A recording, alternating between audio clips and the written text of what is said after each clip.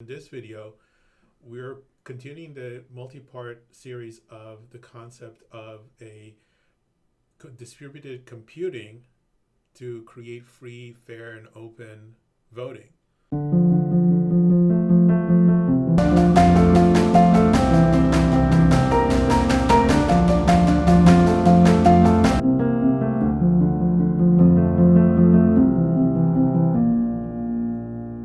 Identity is performative, not possessive. That's the concept. And we kind of got into that a little bit in the first video as an overview.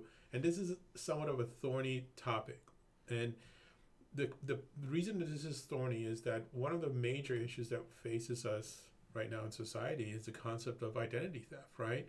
Where because the authority, the government, issues to you who you are as far as they're concerned, Yes. that can be stolen, that can be replicated, that can be copied, and there could be people out there using your identity without you even knowing about it, right? Well, I don't really see much of a future for identity as a concept. We have to consider when we're developing solutions of what today is and how do you go from today to tomorrow, right? That you as an individual, as a human being, Yes. can be tied to something that from a anonymous perspective, I don't know who you are. I want to conduct some kind of transaction with you, can identify you, right? If that can be solved, then identity in the philosophical way, where it's given to you, becomes something that you're born with. Well, the problem is that concept alone, it still reverts back to this authority.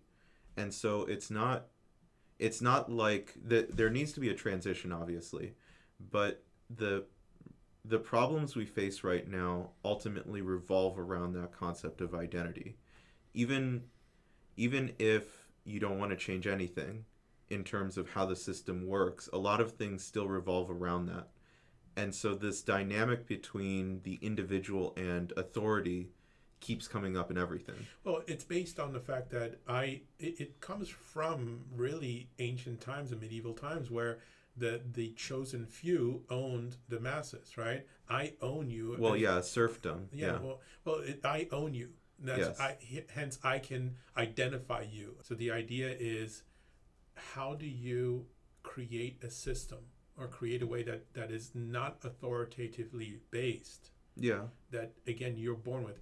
Whatever you'd like to call it, I guess it would be just an application. It's essentially going through the motions of formalizing the process between an institution and the individual. And so having a popular system and then having an institutional system basically formalizes this process with each other, so that peer talking to another peer kind of system is essentially the way everything works. So there's no necessity for the concept of identity.